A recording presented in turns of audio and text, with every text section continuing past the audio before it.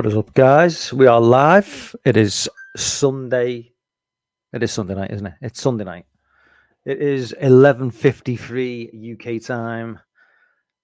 I do believe 6:53 Eastern Standard Time, if that's the correct definition. I think it is.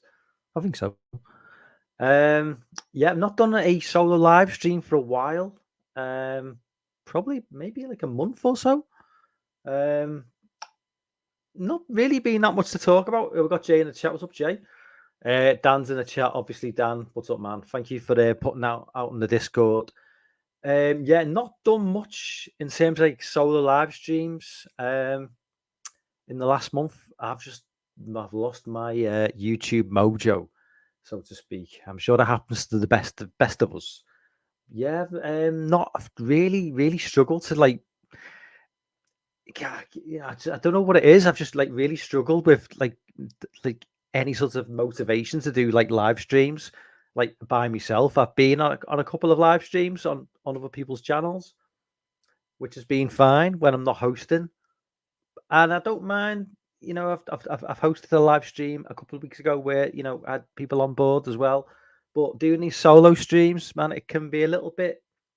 It can be quite tough, getting up the sort of like momentum to do it because you're always if you're riding solo, it can be quite tough because it's not easy.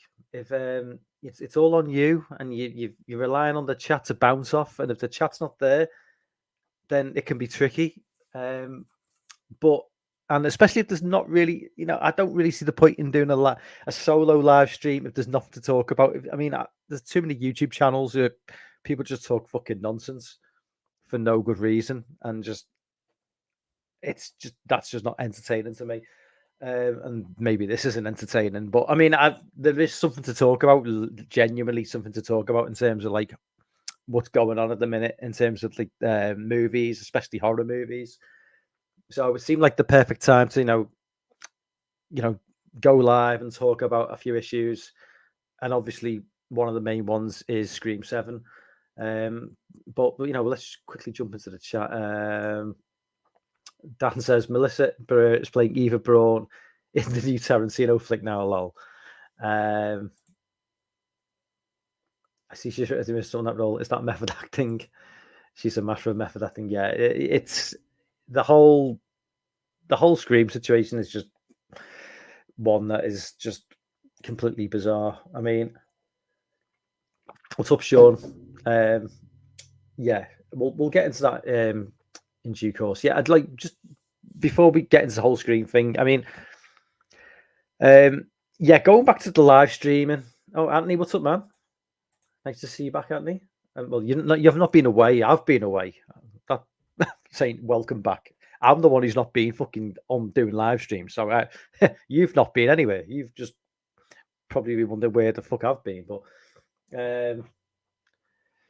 if more than happy if Nev comes back. Yeah, we'll definitely get into that one. Yeah, but going back to the live stream situation, yeah, it's just one of those. I mean, Dan, you're obviously Flesh Room, you and the Flesh Room guys. You crank out multiple streams every week, without fail. I think you've just done your 1,000th like live stream on the channel, which is just mental.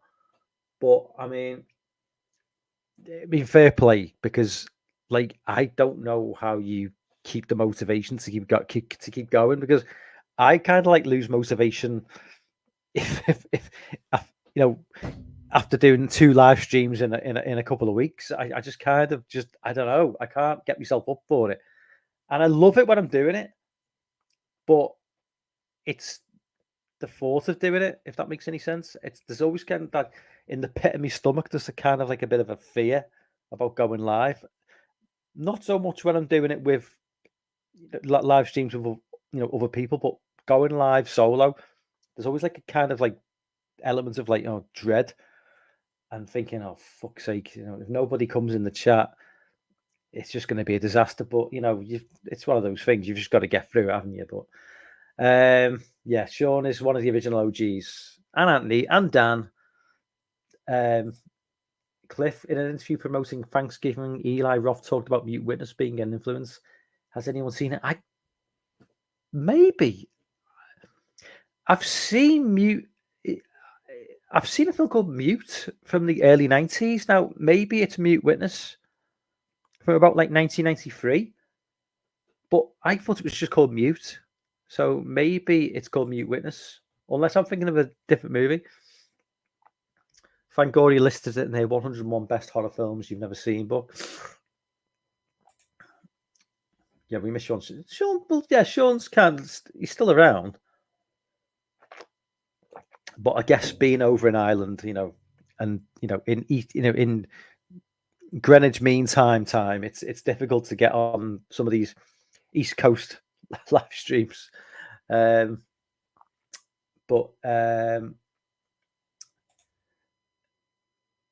it's actually way over 1,000. Todd doesn't count certain spin-off things. Yeah, I was actually thinking that when I think somebody put in the Discord it being 1,000 uploads or 1,000. I was thinking, no way is it 1,000 because like you guys are doing multiple streams every week, and I'm thinking the numbers didn't add up for how long the channel had been going. So I was thinking that that didn't seem right, especially when I looked at my channel and like I've only been going a couple of years now. I'd done like nearly 200. So I was thinking, there's no way it's just 1,000. Can't be. Anyway, let's get into the Scream 7 situation because yeah, it's certainly the shit hit the fan earlier this week with Melissa Barrera. Michelle, where the fuck am I thinking? So basically, Melissa Barrera tweeted out something regarding Palestine, the Palestine-Israeli conflict. It wasn't particularly offensive in any way. It was a pretty standard tweet that a lot of people have put out. And for some reason, I mean, I'm not entirely sure who was responsible for the sacking, the firing of her. I'm guessing it went right to the top in terms of like, because I mean, who would have the authority to like be responsible for sacking her? I can't imagine like any of the immediate crew would have wanted to sack her. That would have been like bad for them. So I'm guessing it goes right to the top. But Jenna Ortega immediately, well, at least from what I can gather, within like 48 hours, stepped down from the project. Jenna Ortega is arguably bigger than the Scream franchise now, with how her career's taken off in the last couple of years. So I don't think Jenna Ortega.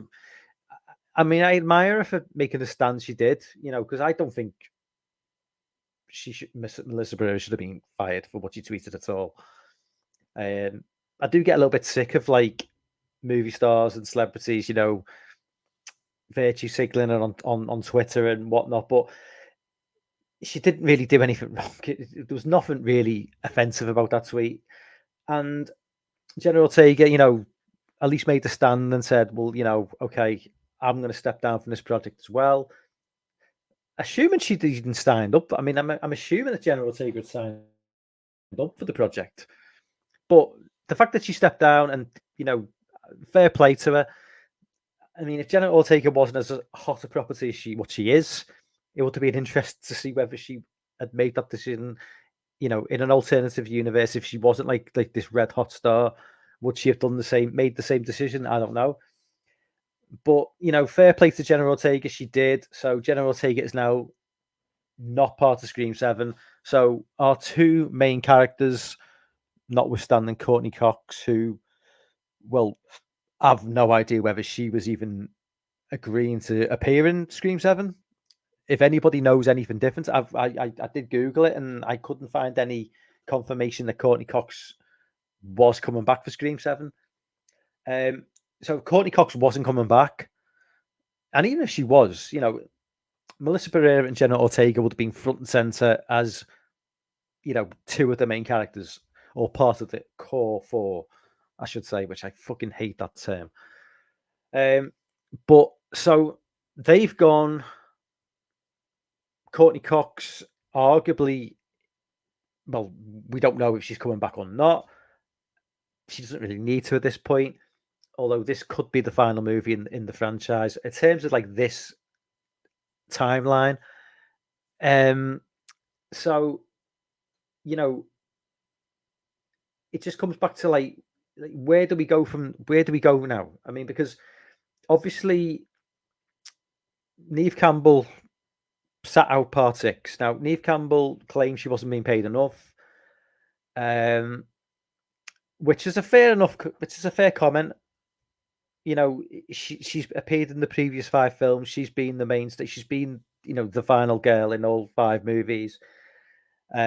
She's been, she is Scream basically. David Arquette and Courtney Cox obviously was a much an important part of the franchise as Neve Campbell. But at the end of the day, Neve Campbell was the Jamie Lee Curtis of the Scream franchise. She was the final girl. Um, but she decided she wasn't being paid enough. So she felt she was being screwed over. They've moved on. They've gone forward with, you know, into Scream 6. And, they've changed things up a little bit. They've moved to New York, but the film has done a shit ton of money. That's the issue with the whole situation we're in now. It's a tricky situation because you've got Melissa Barrera and Jenna Ortega who have both one fired, one leaves of their own accord. You've got Courtney Cox who knows where she is with this franchise. Is she going to come back? We don't know. Neve Campbell refused to come back for 6 because she felt she wasn't being paid enough money.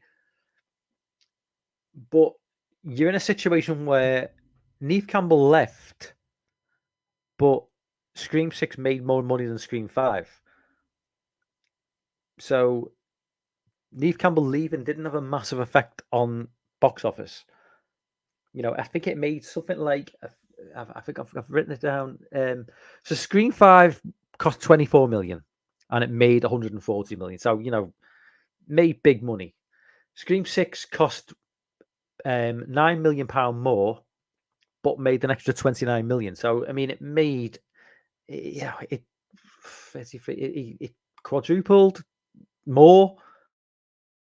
Its box office, it done major money.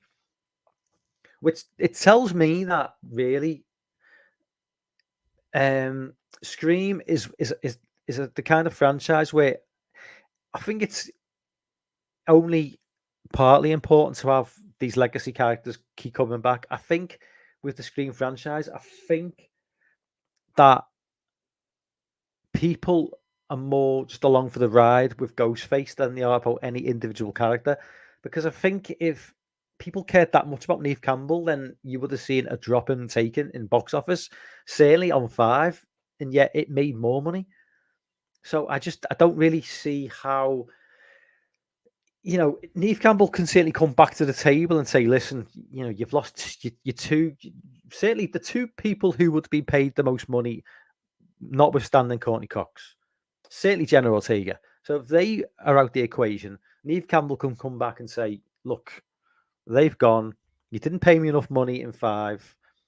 You weren't going to pay me enough money in 6. I'll come back for 7, but you're going to have to significantly increase my, pay packet. And then they're in a situation where it's kind of like, well, yeah, that means we've got to admit defeat and admit you were right. But also, we kind of made more money on Scream 6 than Scream 5, which you weren't a part of. But they also face the possibility of a Scream 7 without Courtney Cox. Certainly, obviously, Jenna Ortega is not going to be there. And neither is, Melissa Barrera. So going forward for 7, like, what are they going to do? Like, what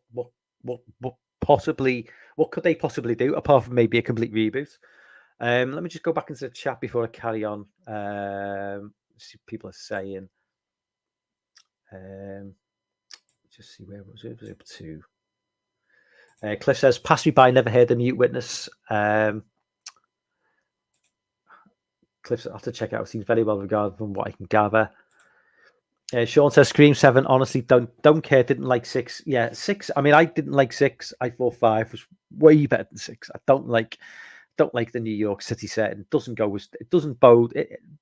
For me personally, Scream is a small town or college campus slasher. It's not a big city slasher. I mean, very few slasher movies work in the big city. I mean, look at Jason Goes.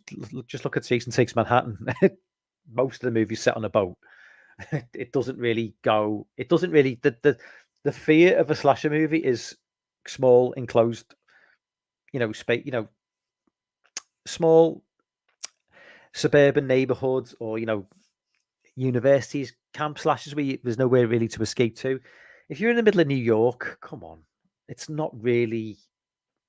It doesn't bode well for like edgy on the seat, edgy seats of like terror, does it? I mean, I don't think Scream 6 really did it well at all.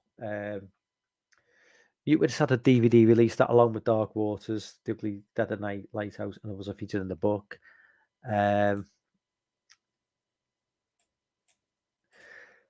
Sean says she shouldn't have said what she said. If you ask me, celebs getting involved in politics is bad news.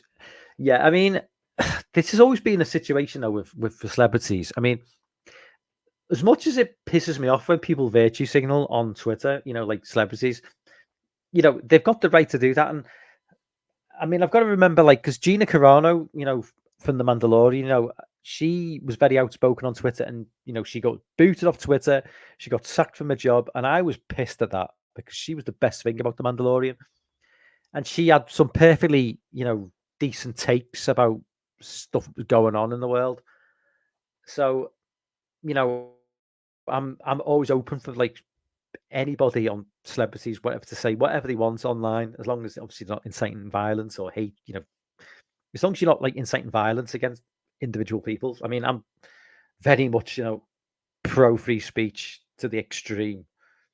So, and Gina Carano didn't do anything wrong, in my opinion. I don't think Melissa Barrera did anything wrong. Certainly, Melissa Barrera didn't do anything wrong, and it was a very, very mild tweet. But yeah, Melissa's comments weren't really bad.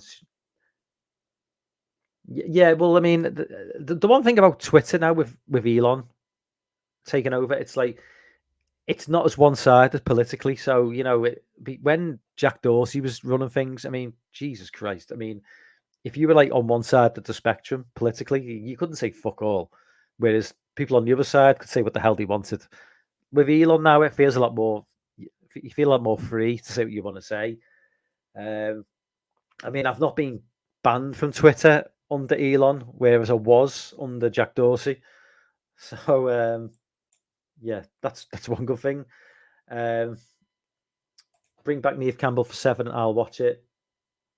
Yeah, I mean, I think that's going to be the opinion of a lot of people. I think Jenna is ready to move on. Yeah, I mean, Jenna Ortega is kind of maybe almost too big for Scream now. I don't really think she was going to lose anything from walking away from it.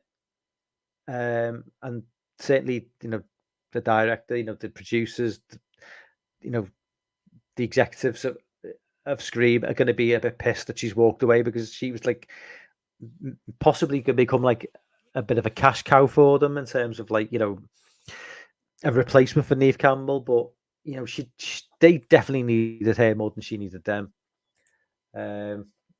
Susan Randall got dumped by her agency. Okay. I could get Mute Witness on VHS for $10. I'll go for it.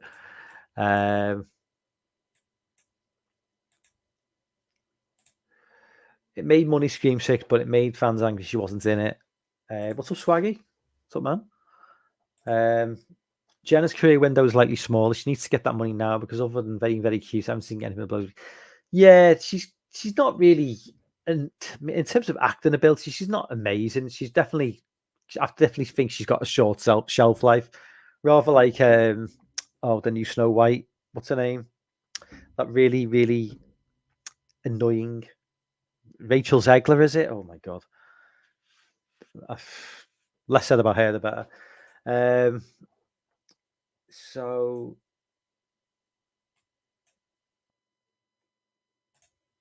Don says Neve's story is over for me, and the end of things with Melissa and Jenna Wellner from the last film. Okay, so let's get back to the conversation now. Okay, so totally lost my train of thought. So Yeah, next, what I was going to say next is basically, so if Melissa Barrera is obviously gone and Jenna Ortega is gone, now Courtney Cox, we don't know. Neve Campbell, we don't know the situation with her. Now, is Scream better going for a complete and utter like reboot now and not bringing back Neve Campbell or Courtney Cox?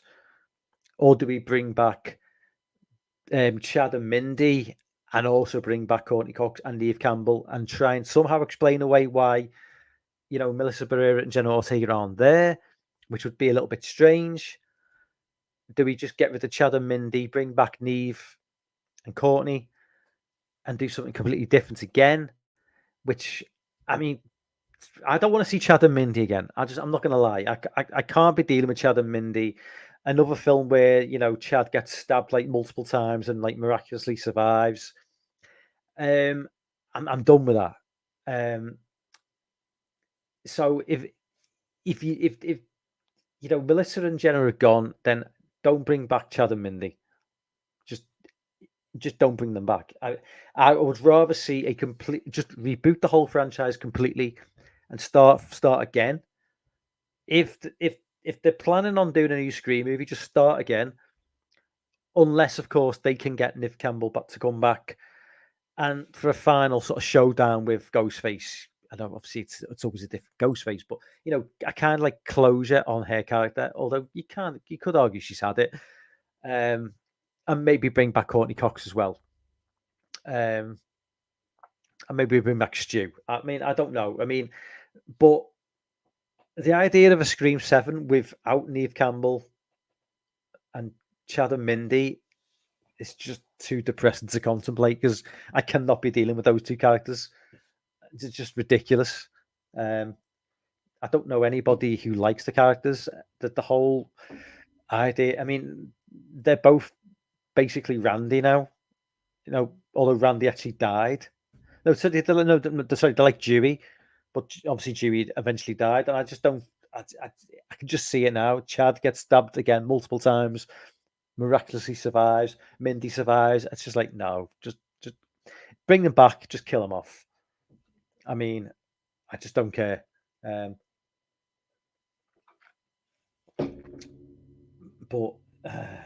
man. Anyway, back to the chat. Peter Dinklage made sure another dwarf actor couldn't rise up. Yeah, fuck that guy. Fuck Peter Dinklage.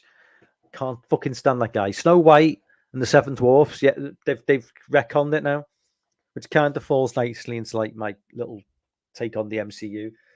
Yeah, so basically, Snow White and the Seven Dwarfs was meant to drop, I think, at the beginning of 2024, because of Rachel Zegler and her just being an awful human being and being just totally pissing all over the fucking legacy of Snow White. I think they've done it. They've kind of done it like a 180 now, and that they've held things back. They are actually gonna, employ dwarfs to play the dwarfs rather than taking jobs away from dwarfs and giving them to regular sized people because apparently that's progressive. Okay.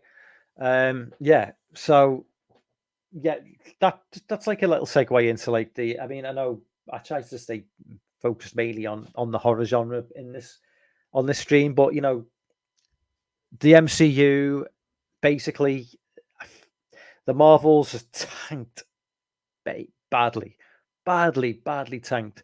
The MCU has just died. It's like a decaying corpse. It's hilarious to watch. It thoroughly deserves it.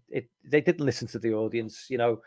Off the back of Endgame, they had a $2 billion movie. They had like a multi-billion-dollar franchise, and they were, you know what? Yeah, we're just gonna like piss all over it and just like try and be, more modern for the modern audience, which nobody cared. Nobody gave a shit. Nobody wants to watch it. Nobody wants to watch the Marvels. Nobody wants to watch whatever the fuck that She-Hulk piece of shit was. Nobody wants to watch a TV show in order to watch a movie because to watch the movie you need to have seen the TV show. Fuck off. It's just it's been one disaster after the other for the MCU, and the fact that me, a fucking low salary fucking retail worker, like across the fucking ocean in England, can just sit here and just like predict what exactly would have happened. Okay, I mean, okay, I watched other YouTube channels and they predict exactly the same thing, but it's not like they were like opening my eyes to what was going to happen. It was on the cards. Everybody could see it, and nobody over the last like 4 or 5 years has sat in one of their you know round tables and said, "This is going to fucking die. This is going to kill off the entire franchise. Are you fucking retarded?" Nobody said that. Everybody was too polite and said, "Oh yeah, that's yeah. We need mm, you know far more female representation in these movies for a demographic. Surprisingly enough, features very few females. Go figure. And like this is not like something like I'm not trying to say that people don't want to see like female superheroes, but you know we the original Wonder Woman movie was great, great. This was I think this was before 2016 though, before the world lost its mind. Um, and it wasn't like Wonder Woman 2 where every male character in that movie was a borderline rapist. So, before we started getting into this whole idea where it's like men bad, women good, all this nonsense. Just um yeah. I mean, surprisingly enough, when it comes to like superhero movies, people want to see, feminine women who aren't bitches. They want to see masculine men who aren't pussies. And that kind of goes across most genres of movies as well, um, including horror movies. Okay, we've got our A24 movies, which we can allow them to be a bit more progressive and a little bit more, sort of woke. But when it comes to slasher movies like Texas Chainsaw 2022, great movie, but yeah, the characters. I mean, I don't mind seeing like woke progressive idiots getting fucking done, fucked over by a chainsaw. But could we at least have some, you take the most attractive woman in the film and like kill her off within the first 10 minutes? Could she not like maybe last a little bit longer? So maybe like the final 10, 20 minutes. She's not to be the final girl. Just, could we just have something, as a red blooded male? I mean, look, I'm not saying we should have to go back to the 1980s, but come on. Um, yeah, random rant again. I can't help myself. I just find myself getting so worked up over modern. No, think he needs to grow up. Yeah. Oh, nice. I mean, he can't. Yes, Dan. It's okay for him to scoot money. No one. Yeah, exactly. Yeah, he's a little bastard. I can't stand that fella. He's a little. Oh, sorry. He's a little bastard. He is a little bastard. Yeah. He's a 3 foot 5 inch tall bastard. I want to bring him and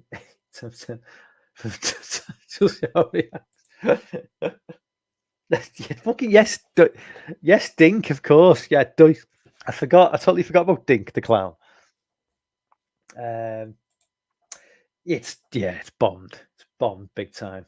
It's bombed. They are talking about turning things around. I think James Nesbitt is playing an Oompa Loompa in the new Wonka film, but they have made him look small. That's progression. Yes, I mean it's ridiculous, isn't it? Yeah, Hugh Grant. Yes, Hugh Grant. Because casting a upper middle class, average sized white male to replace a actual dwarf is progression.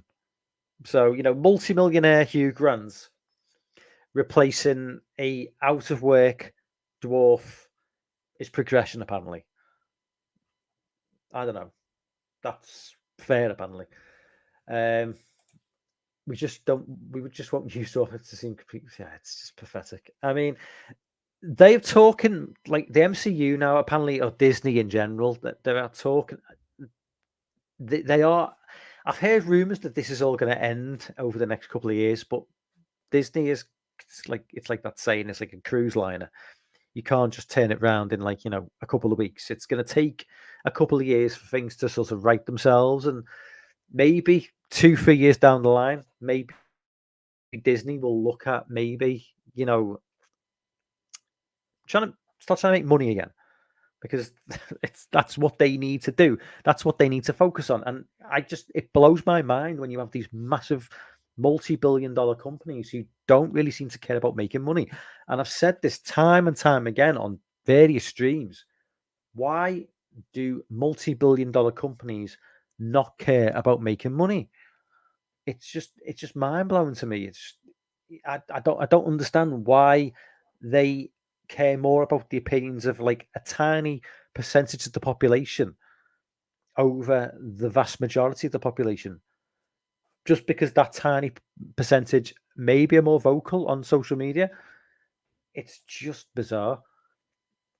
Cliff says, I ate at the Outback Steakhouse in LA once at the table next to a dwarf who was an extra in Walk Hard. I've been trying for a decade to find his name, never did though. MCU went downhill after Avengers Endgame. Yes. I mean, the thing is, though, Anthony, as well, you're right. They used the characters nobody cared about. But when they launched the MCU, I mean, it wasn't Disney, obviously, back in 2008. But, they launched with Iron Man, who was a character who nobody outside of comic books really knew about. Back in 2008, most people who didn't read comic books were aware of Superman, Batman, Spider-Man, and the Hulk and a few others. Nobody really knew who Iron Man was, but they managed to turn that Iron Man franchise into something like gold. I mean, by by casting Robert Downey Jr., who's charismatic, likable, and going forward with a real sort of like solid plan as how to move things forward. Um, Going into phase 4, which was with movies like The Eternals, with just a bunch of characters who nobody knew about, but also who nobody cared about, and with really, really bland well, I wouldn't say bland actors. I mean, there was some good actors in that movie, but they're directed badly, and it's just like pulling teeth watching that film. It really is, and everything going forward. I mean, I've heard it described as the MCU, by quite a few YouTubers, and it did, like I say, they did seem to have an obsession with pushing like the female agenda on the MCU into phase 4 and phase 5, and like, okay, if you're gonna do that, like, is the audience there for it? Have you got the actresses to play the roles convincingly well enough and for people to care? No, you've got Brie Larson, who's just, I mean, Brie Larson just comes across as an absolute bitch. I mean, utterly unlikable person, like off screen and on screen. I mean, maybe not the best route to go with, as a Captain Marvel. I mean, look, I always look at Gal Gadot's Wonder Woman. You know, Wonder Woman 2's got its faults, certainly, but like the original Wonder Woman film with Gal Gadot, she's great as that character. Likable, great in the role, great movie. Yeah, they dropped the bollock with part 2, but yeah, Captain Marvel was that was just off to a bad start straight away by casting Brie Larson, because they hated her.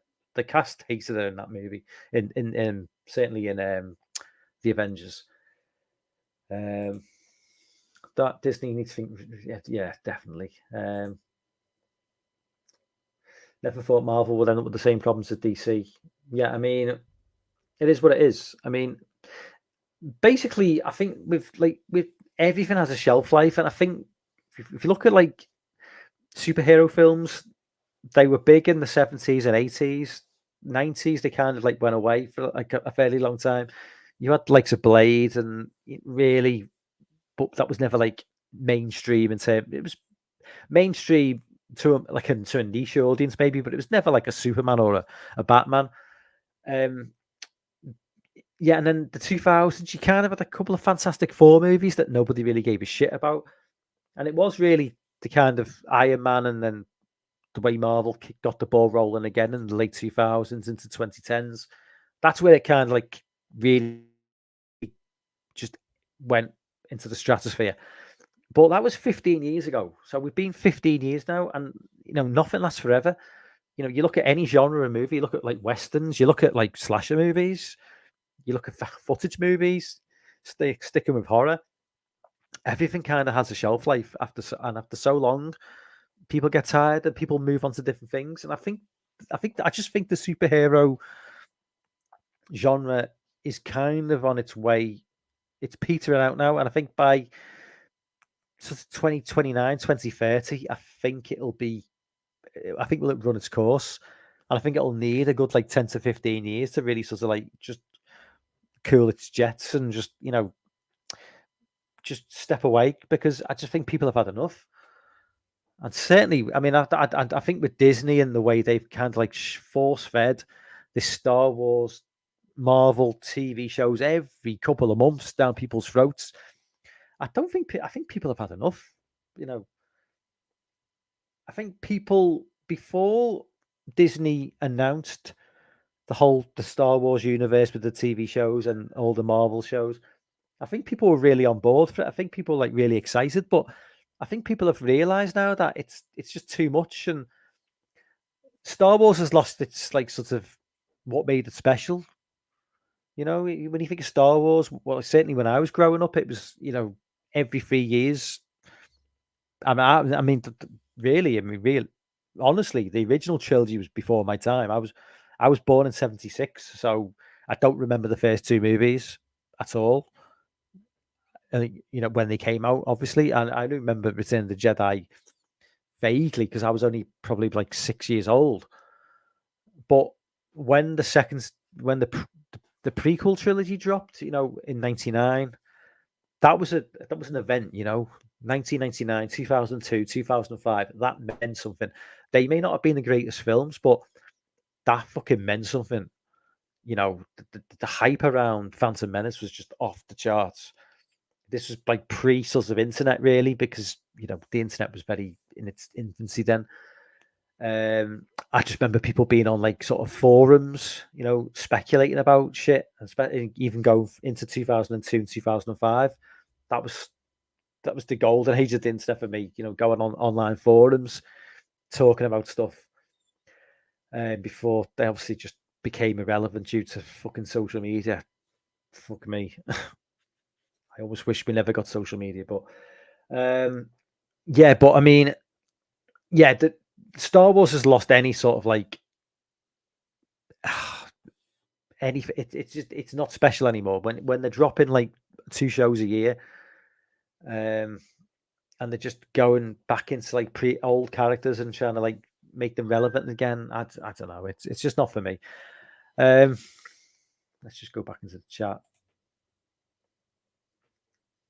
Yeah, Gal Gadot's Imagine video. Yeah, Gal Gadot. Yeah, another out of touch Hollywood celebrity who's got no idea about the real world. Yeah, exactly.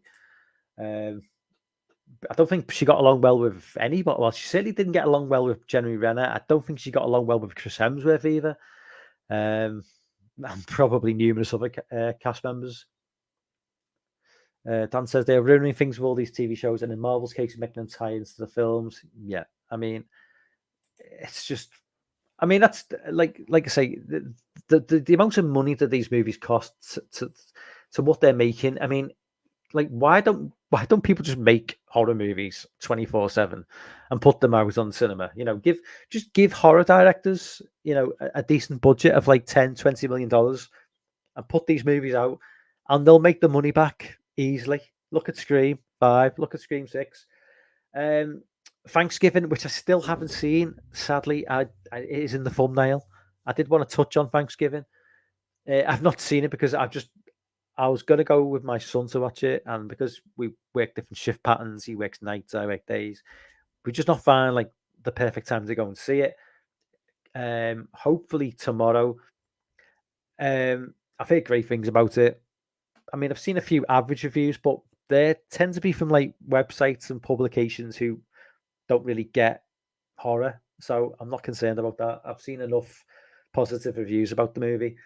Um, and like I say, it's old. I mean, I've not seen the movie yet, so but it certainly comes across like it's something like an old school slasher movie. Didn't cost an awful lot of money to make, maybe like $15 million. It will probably make 100 million. I would say be confident that it makes 100 million easily. Maybe not easily, but it's certainly going to easily make back its money.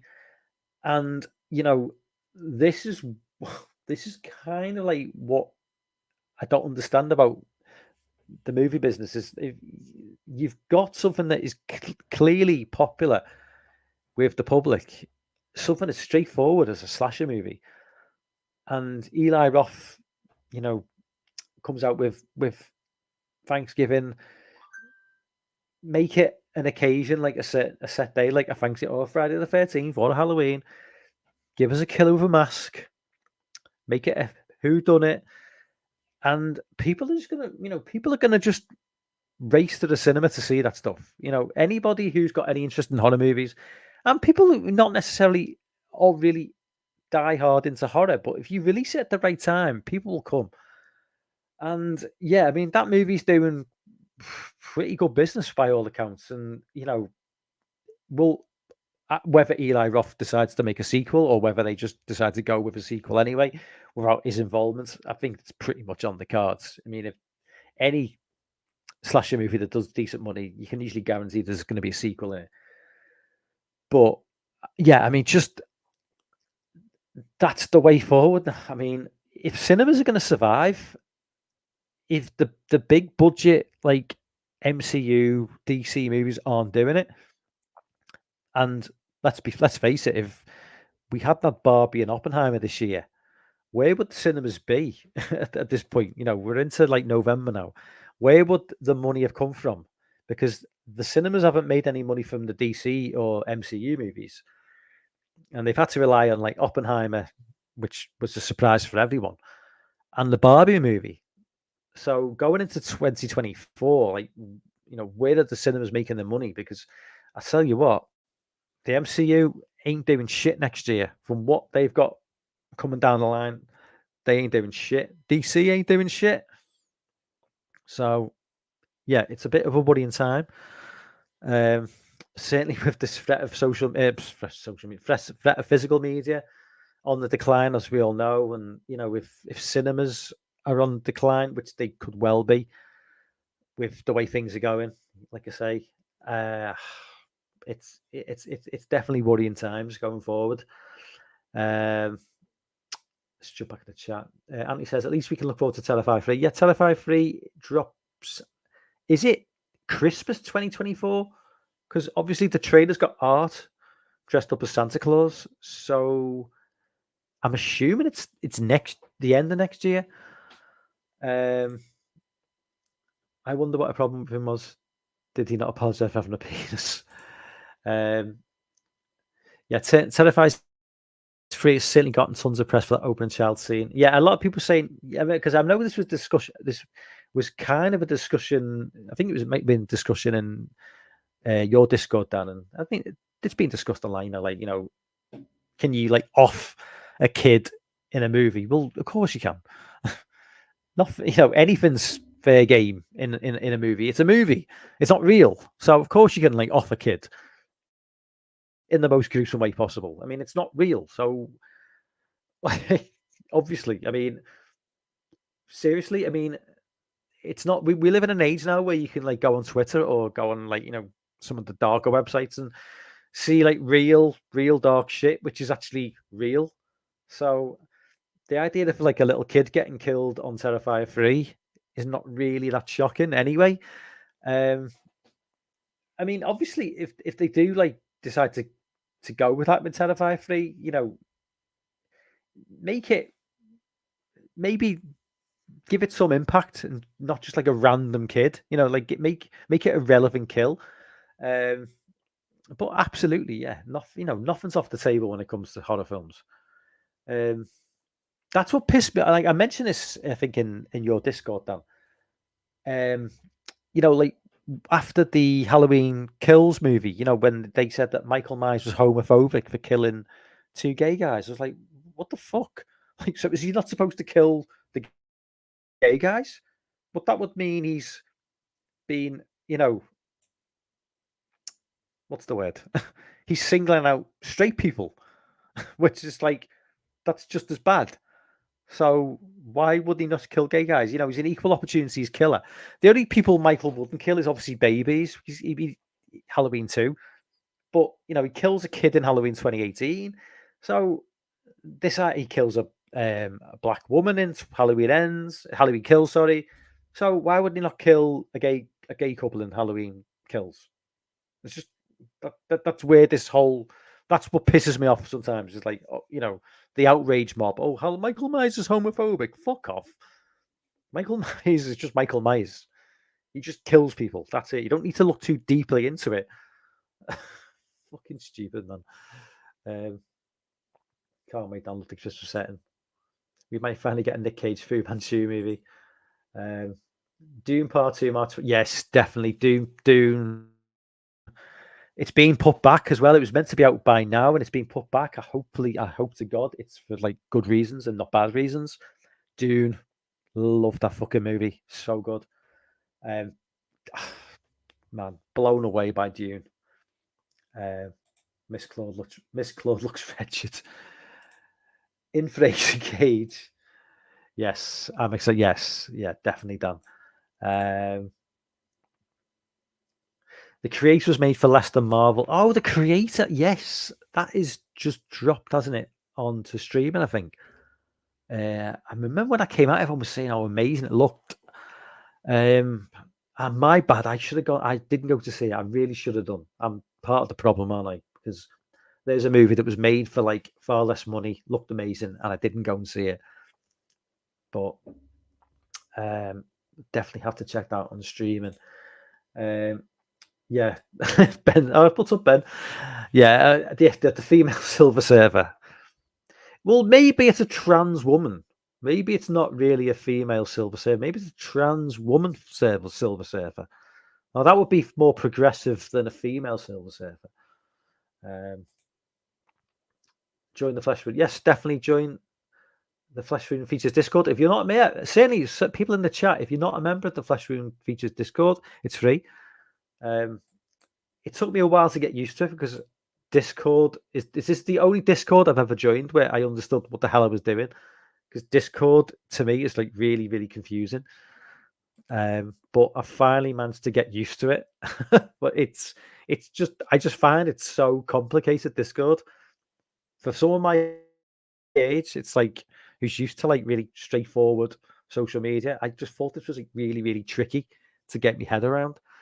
But yeah, once you get sorted with it, yeah. So definitely, if you're not on Dan's, on Flesh Wound Features Discord, just I don't know if you can leave a link, Dan.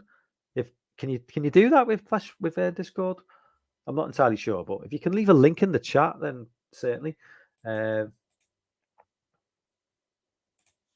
And you said, yeah, and Taylor Joy. Oh yes, definitely.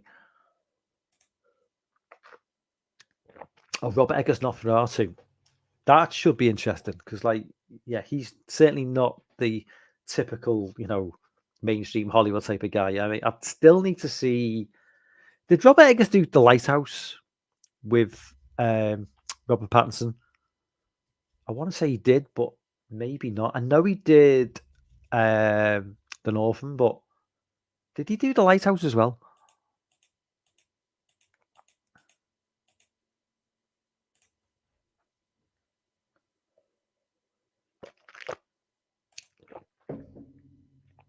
Okay, so if you go to any of Dan's videos on Flesh Wound Features, it has links to Discord.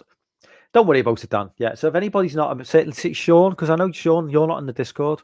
I don't know if you do social media, Sean, so maybe you don't want to get involved in that, but anybody, I know, Ben, obviously you're in it, and anybody watching subsequently down the line, definitely go over to Dan's Discord on Dan's Flesh Wound Features Discord, because, my God, it's like a never-ending stream of just horror movies and food.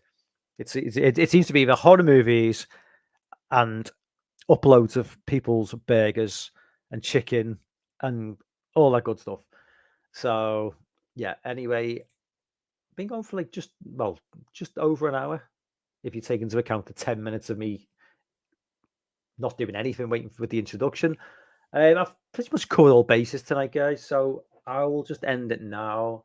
Will you please like the stream? It does help with the algorithms, I think.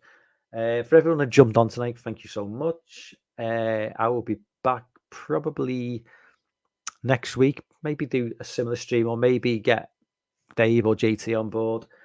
Well, thank you guys anyway so much. So I will see you next time. Good night.